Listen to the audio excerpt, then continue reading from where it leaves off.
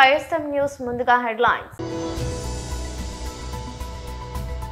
ఎల్లందులో మీడియాతో మాట్లాడుతున్న బీజేపీ తెలంగాణ అధ్యక్షుడు శ్రీ ఎన్ రామచంద్రరావు.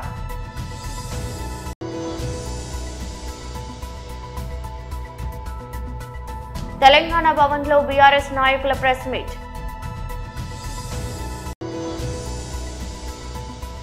కృష్ణా జిల్లా అధ్యక్షుడు మరియు మాజీ మంత్రి శ్రీ పేర్ని వెంకట్రామయ్య ప్రెస్ మీట్.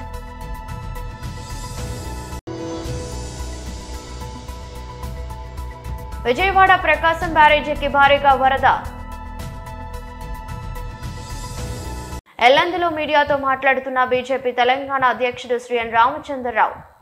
కేంద్ర నాయకత్వం ఒక నమ్మకంతో మన తెలంగాణ రాష్ట్రానికి వారిని అధ్యక్షులుగా నియమించిన తర్వాత వారి పర్యటనలో భాగంగా ముఖ్యంగా దక్షిణ ప్రాంతంలో తెలంగాణ దక్షిణ ప్రాంతంలోనే వారు ఎక్కువగా పర్యటిస్తున్నారు.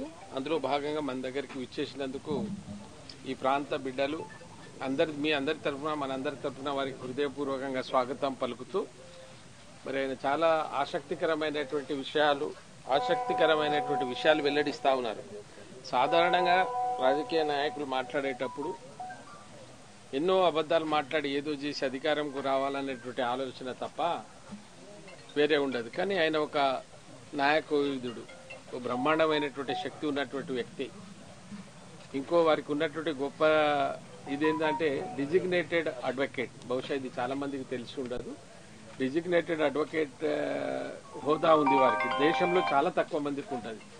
వారు చిన్న డిస్ట్రిక్ట్ హెడ్ క్వార్టర్ మొదలుకొని సుప్రీంకోర్టు వరకు కూడా పోయి ఆయన వకాలత్ వేయకుండా పోయి మాట్లాడేటువంటి ఒక హోదా కలిగినటువంటి ఒక గొప్ప వ్యక్తిని మనకు ఉండడం అదృష్టంగా నేను భావిస్తా ఉన్నాను. మీకు తెలిసి ఇదంతా గిరిజన ప్రాంతం. నిన్న వారు తిరిగినటువంటి భద్రాచలం జిల్లాలో ఉన్నటువంటి 5 నియోజకవర్గాలు గిరిజన నియోజకవర్గం అయితే ఒక కొత్తగూడమే జనరల్ నియోజకవర్గంగా ఉంది. నేను వారితో ఒకటే రిక్వెస్ట్ చేస్తా ఉన్నా, సార్, గతంలో 44 సంవత్సరాలు కాంగ్రెస్ పార్టీ ఈ ప్రాంతాన్ని పరిపాలించింది. ఆ తర్వాత కేసీఆర్ 10 సంవత్సరాలు ఈ ప్రాంతాన్ని పరిపాలించింది. కానీ ఈ బిడ్డల బతుకులో ఏం మార్పు రాలేదు సార్. మీరు ఎక్కడ ఒక కొత్త ఇండస్ట్రీ కానీ లేదా చాలా ఏండ్ల నుంచి ఇక్కడ మూతపడి ఉన్నటువంటి రైల్వే, ఇక్కడ గతంలో రైల్వే స్టేషన్ ఇప్పటికీ ఉంది. కోల్ ట్రైన్స్ నడుస్తుంది కానీ అది కూడా మూతపడి ఉంది. ఇక్కడ ప్రజలకు సరైనటువంటి బస్ స్టాండ్ లేదు. ఇక్కడ నుంచి వందల కిలోమీటర్లు హైదరాబాద్ పోవడానికి కూడా బస్ తప్ప ఇంకొక అవకాశం కూడా వాళ్ళకి లేదు. దాంతోపాటు బస్ స్టాండ్ కావాలని ఎప్పటి నుంచో కోరుకుంటున్నారు. కొన్ని పోతే సీతారామ ప్రాజెక్టు మేము ప్రామిస్ చేసినాం సార్. నేను కూడా అప్పుడున్నా. సీతారామ ప్రాజెక్ట్ నీళ్లు తీస్తామన్నటువంటి తుమ్మల నాగేశ్వరరావు గారు ఇప్పుడు మంత్రి అయిన తర్వాత ఈ ప్రాంతానికి మొండి చేయి చూపాడు. అది కూడా రావడం లేదు. మరి దీని మీద మీరు ఇక్కడ ఉన్నటువంటి ప్రజలకు మీడియా మిత్రుల ద్వారా హామీ ఇస్తారని మీ అమూల్యమైనటువంటి సందేశం కొరకు మిత్రులు ఉన్నారు. నేను నా వంతు కృషి చేశాను సార్. నేను వేసిపోయిన మొలకలు తప్ప ఇక ఏం లేదు ఇటు ఈ ప్రాంతంలో.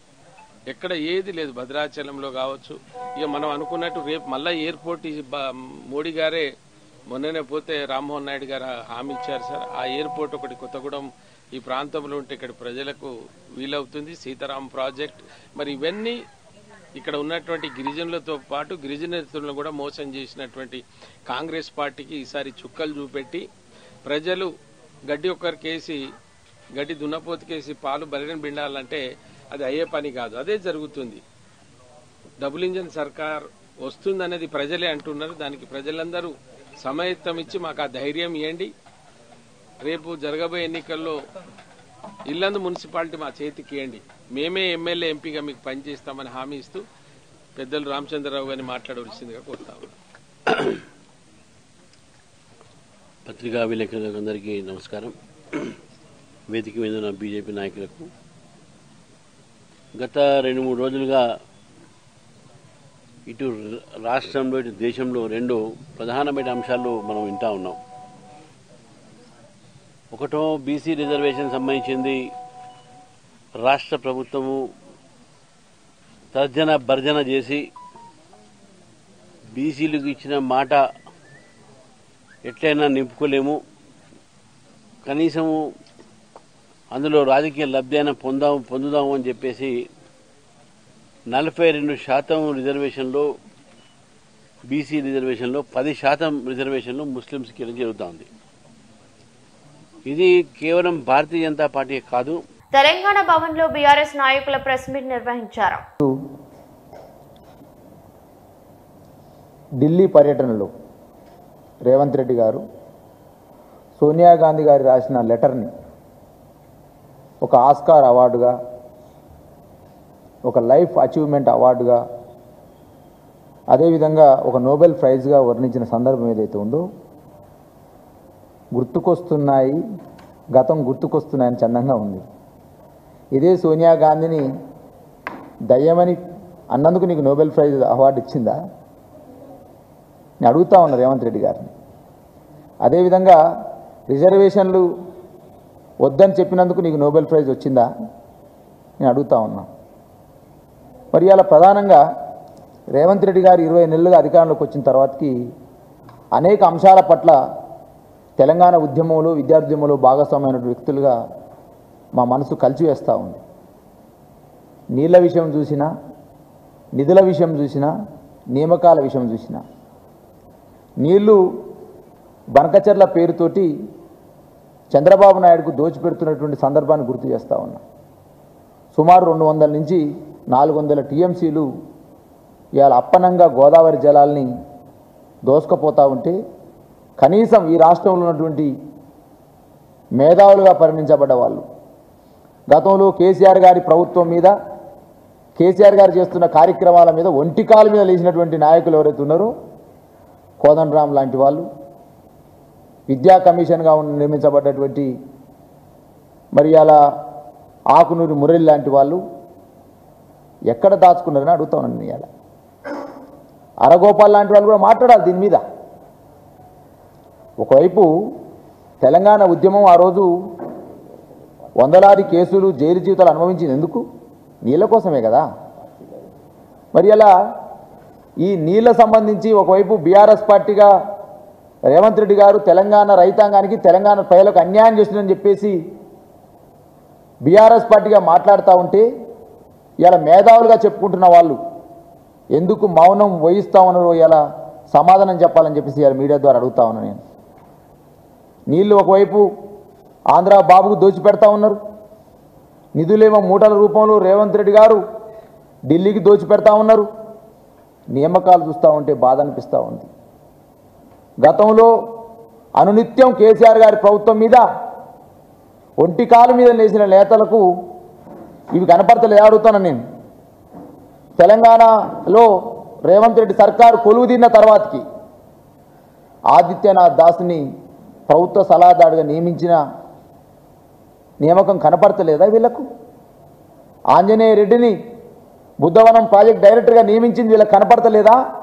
కృష్ణా జిల్లా అధ్యక్షుడు మరియు మాజీ మంత్రి పేర్ని వెంకటరామయ్య ప్రెస్ మీట్ నిర్వహించారు. ఏదో గొప్ప నేరం చేసేశాడు, చెయ్యని నేరాన్ని, చెయ్యని తప్పుని చంద్రబాబు నాయుడు గారిని స్కిల్ స్కామ్లో ఆన్ రికార్డ్ పట్టుకుని 57 రోజులు లోపల ఉంచారు. కాబట్టి మనం కూడా బాగా లోపలుంచేయాలి, పార్టీ నిర్వీర్యం చేయాలి, మళ్ళీ వైఎస్ఆర్ కాంగ్రెస్ పార్టీ నుంచి మనకి ఎదురు లేకుండా చేసుకోవాలి. తద్వారా వయసు ఎక్కువైపోతున్నటువంటి, ఇప్పటికి 75 ఏళ్ళు వచ్చినాయి, వచ్చే 5 ఏళ్ళకి 80 ఏళ్ళు వస్తాయి. కొడుక్కి జగన్మోహన్ రెడ్డి గారి చేత అడ్డంకి లేకుండా, మిగతా వాళ్ళకైతే ఏదో ప్యాకేజీ మాట్లాడుకోవచ్చు, కానీ జగన్తో అది కుదరదు. కాబట్టి ఏదో రకంగా అడ్డంకి లేకుండా జైల్లో పెట్టి తద్వారా పార్టీని లెగలేకుండా చేయాలనేటువంటి వీళ్ళందరి సామూహిక కుట్రలో భాగమే రోజు వీళ్ళు వండి వార్చేటువంటి వార్తలు. దానిలో భాగంగానే ఇవాళ సిట్లో ఇన్ఫర్మేషన్ ఇస్తారు. ఎవరో వరుణో సందేశో లేకపోతే అగ్నో పేరు మీద ఆయన పట్టుకున్నాం, ఆడు పలానా చోట సమాచారం ఇచ్చాడు, వెళ్ళాం, 11 కోట్లు పట్టుకున్నాం. ఆ 11 కోట్లు జగన్మోహన్ రెడ్డి డబ్బులు ఇవన్నీ కూడా ఇది లిక్కర్ స్కామ్లో డబ్బులే చెప్పేటువంటి వార్త వెంటనే వండేస్తారు. మొత్తం అంతా కూడా వండేసి పొద్దు నుంచి అడావుడిగా చెప్తారు.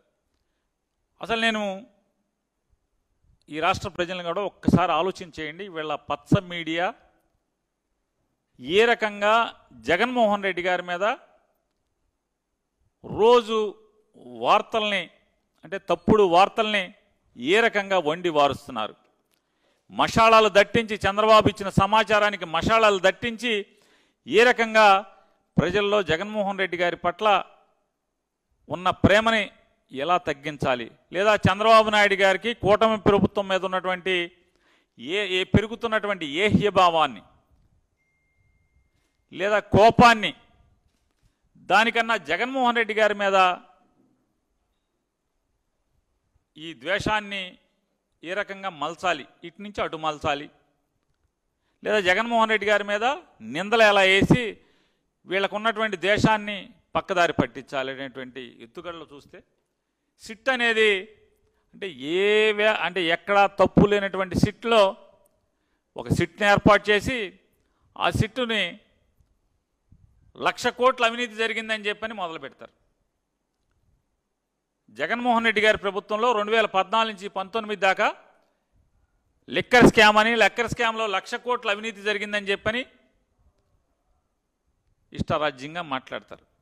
దాంట్లో ఆన్లైన్ పేమెంట్లు జరగలేదు, అంతా క్యాష్తో జరిగింది, అది జరిగింది, ఇది జరిగిందని చెప్పారు. విజయవాడ ప్రకాశం బ్యారేజీ వద్ద వరద ఉధృతి క్రమంగా పెరుగుతుంది. ఎగువ ప్రాజెక్టుల నుంచి భారీగా వరద నీరు వస్తున్నందున అధికార యంత్రాంగం అప్రమత్తమైంది. అధికారులు అప్రమత్తంగా ఉండాలని జిల్లా కలెక్టర్ డాక్టర్ జి లక్ష్మిశ ఆదేశించారు.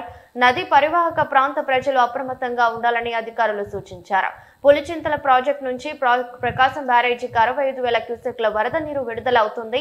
ప్రకాశం బ్యారేజీకి వస్తున్న వరదకు అనుగుణంగా నీటిని కిందకు విడుదల చేస్తున్నామని అధికారులు తెలిపారు. బ్యారేజీకి ఎగువ దిగువ ప్రాంత ప్రజలకు వరద హెచ్చరికలు జారీ చేశారు. ప్రకాశం బ్యారేజీకి ఈ రోజు మధ్యాహ్నానికి వరద పెరిగే అవకాశం ఉందని అధికారులు పేర్కొన్నారు. రాబోయే 2 రోజుల్లో దాదాపు 3 లక్షల క్యూసెక్కుల వరకు పెరిగే అవకాశం ఉందని ఇరిగేషన్ అధికారులు అంచనా వేస్తున్నారు. ఈ నేపథ్యంలో అందుబాటులో ఉన్న అధికారులతో ఎన్టీఆర్ జిల్లా కలెక్టర్ లక్ష్మిశ అత్యవసరంగా సమీక్ష నిర్వహించారు. ఎన్డీఆర్ఎఫ్, ఎస్డీఆర్ఎఫ్ సిబ్బందిని సిద్ధం చేయాలని అధికారులను కలెక్టర్ ఆదేశించారు. అలానే ఇసుక బస్తాలు, ఇతర రక్షణ చర్యలు చేపట్టేలా స్థానికంగా ఏర్పాటు చేయాలని సూచించారు. అధికారులు, సిబ్బంది 24 గంటలు అందుబాటులో ఉండాలని కలెక్టర్ స్పష్టం చేశారు. ఎక్కడ ఎటువంటి సమాచారం వచ్చినా క్షేత్రస్థాయిలోకి వెళ్లి పరిస్థితిని బట్టి చర్యలు తీసుకోవాలని ఆదేశించారు. కృష్ణా నదిలో ఈతకు వెళ్లడం, చేపలు పట్టడం, నాటు పడవల్లో ప్రయాణించడం వంటివి చేయవద్దని విపత్తుల నిర్వహణ సంస్థ సూచించింది. భద్రాద్రి కొత్తగూడెం జిల్లా భద్రాచలం శ్రీ సీతారామచంద్ర స్వామి వారిని దర్శనం చేసుకున్న బీజేపీ రాష్ట్ర అధ్యక్షులు ఎన్ రామచంద్రరావు మరియు సీతారాం నాయక్ భద్రాద్రి కొత్తగూడెం జిల్లా పర్యటనలో భాగంగా భద్రాచలం రాముల వారిని తెలంగాణ రాష్ట్ర బీజేపీ అధ్యక్షులు ఎన్ రామచంద్రరావు దర్శించుకుని తీర్థ ప్రసాదాలు అందుకున్నారు. ఈ సందర్భంగా ఆయన మాట్లాడుతూ భద్రాచల భూములు ఆంధ్రప్రదేశ్లో ఉండటం, ఈవోపై దాడి తదితర అంశాలు అన్ని తన దృష్టికి వచ్చాయని, ఆ దాడి అంశంపై మొదటిగా స్పందించింది తానేనని, తప్పనిసరిగా తన వంతు కృషి చేస్తానని తెలియజేశారు.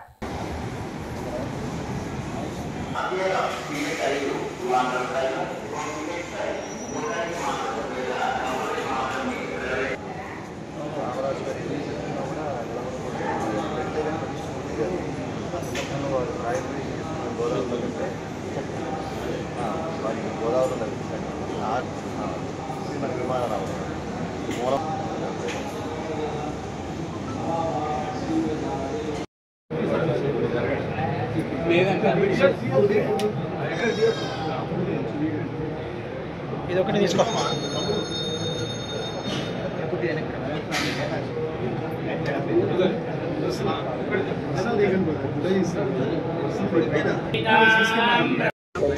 ఇక్కడ మనం గుర్తుంచుకోవాల్సి ఏంటంటే మనం చరిత్రను మర్చిపోవాలి. మన ఎట్లా పోయినాయి, ఏ ఒక్క యాక్ట్లో పోయినాయి, ఏ ప్రభుత్వాలు పోయినాయి, ఏ ప్రభుత్వం దాన్ని అంగీకరించింది? మీరు ఈ ప్రశ్న ఏదో మేము వచ్చిన తర్వాత పాత ప్రభుత్వం తీసుకున్న నిర్ణయాన్ని మనం ముందు పెట్టినాం అంతే. అదే భారతీయ జనతా పార్టీ ప్రభుత్వం చేసింది కాదు. నేను చెప్తానండి, ఇవన్నీ కూడా గతంలో కాంగ్రెస్ పార్టీ బిల్ తీసుకొచ్చినప్పుడు ఇవన్నీ చేశారు. చేసిన తర్వాత దాన్ని సపోర్ట్ చేసింది బీఆర్ఎస్. ఎందుకంటే తెలంగాణ రావాలని తొందరగా చేశారు. ఇప్పుడు వాళ్ళు చేసే పాపాన్ని మా మీద చూస్తే ఎట్లా? కానీ మీరు చెప్పినటువంటి ప్రస్తావన మంచి ప్రస్తావన. దానిపైన డెఫినెట్గా ఇక్కడ ఉన్నటువంటి మనోభావాలు ఏదున్నాయో, దేవాలయాల భూములు ఇతర రాష్ట్రాల్లో పోయినాయి కాబట్టి దాని మీద నా వంతు ప్రయత్నం డెఫినెట్గా చేస్తాను. మనం భద్రాద్రి పోవడం, దేవస్థానం వాళ్ళు వెళ్ళడం, ఇటీవల దాడి కూడా ఈవో గారి మీద నేను మాట్లాడిన ఫస్ట్ నేనే మాట్లాడిన దాని మీద. ఆ రోజు అదృష్టశాతం నేను తిరుపతిలో ఉండే, నేను ఫస్ట్ స్పందించింది నేనే దాని మీద.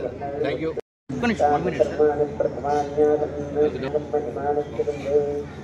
భద్రాద్రి రాముడి దగ్గర ఈరోజు మా జిల్లా అధ్యక్షుడు ప్రభాకర్ రెడ్డి గారు, మాజీ ఎంపీ గారు, రమణాయక్ గారు, ఇతర మా నాయకుడితో దర్శనం. భద్రాద్రి రాముడి ఒక ప్రసిద్ధి అందరికీ తెలిసింది. దక్షిణ రాముడిగా, దక్షిణ అయోధ్యగా పేరు వేసినటువంటి భద్రాద్రికి గతంలో కిషన్ రెడ్డి గారు కల్చరల్ మినిస్టర్ 98 కోట్లు ఈ యొక్క ప్రాంతాన్ని ఈ యొక్క అభివృద్ధి చేయడానికి, ఈ యొక్క గుడిని ఆలయాన్ని చేయడానికి వారు ఇచ్చారు. దాంట్లో 42 కోట్లు ఇప్పటికే రిలీజ్ అయింది. మిగతావి డిపిఆర్ వచ్చిన తర్వాత మిగతావి వచ్చే అవకాశాలు ఉన్నాయి.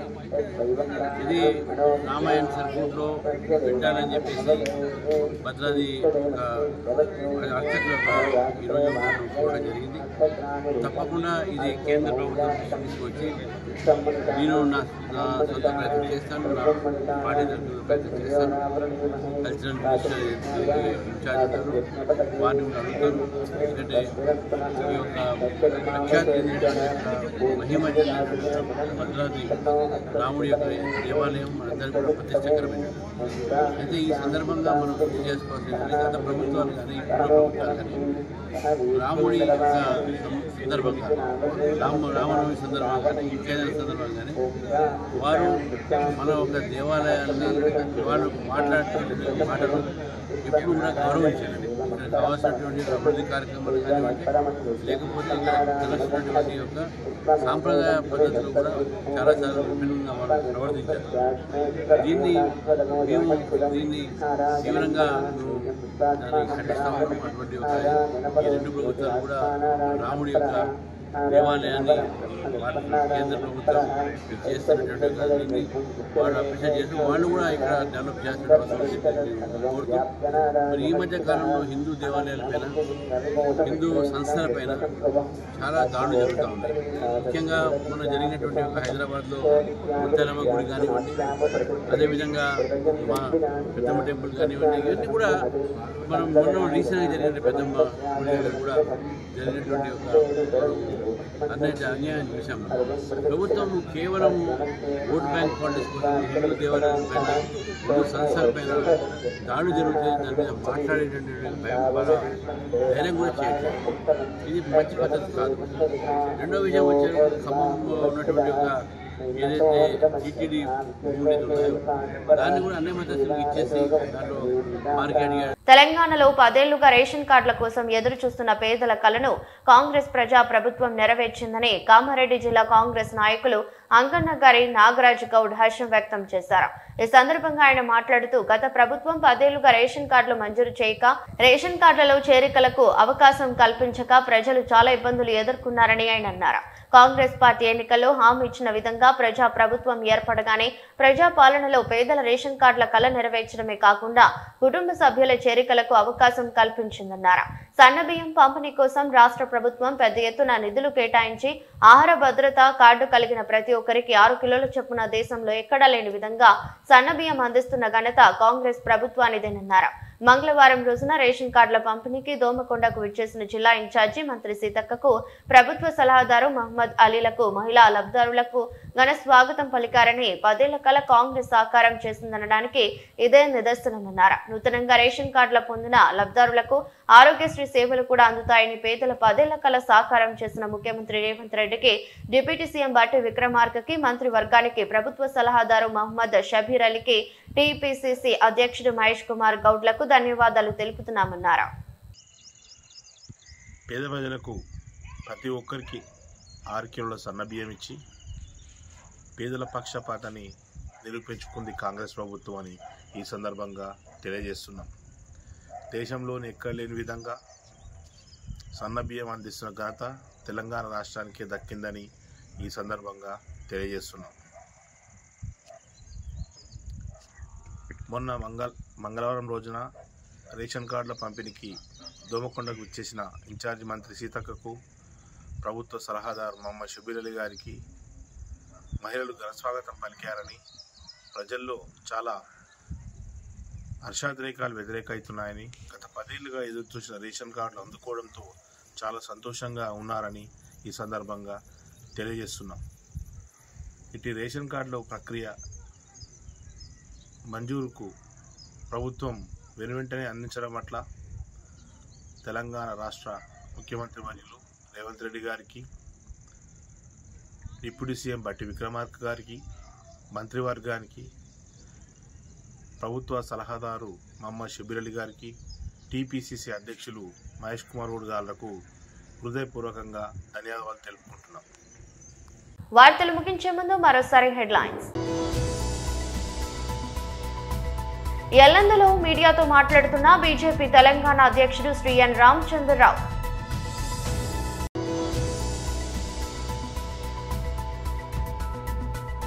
తెలంగాణ భవన్లో బీఆర్ఎస్ నాయకుల ప్రెస్ మీట్.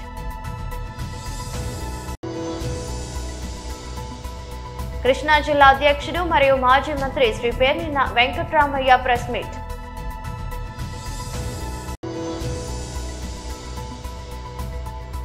విజయవాడ ప్రకాశం బ్యారేజీకి భారీగా వరద. ఎదురొస్ట్ బులెటిన్ మరో బులెటిన్లో మళ్ళీ కలుద్దాం. అంతవరకు సెలవు. నమస్కారం.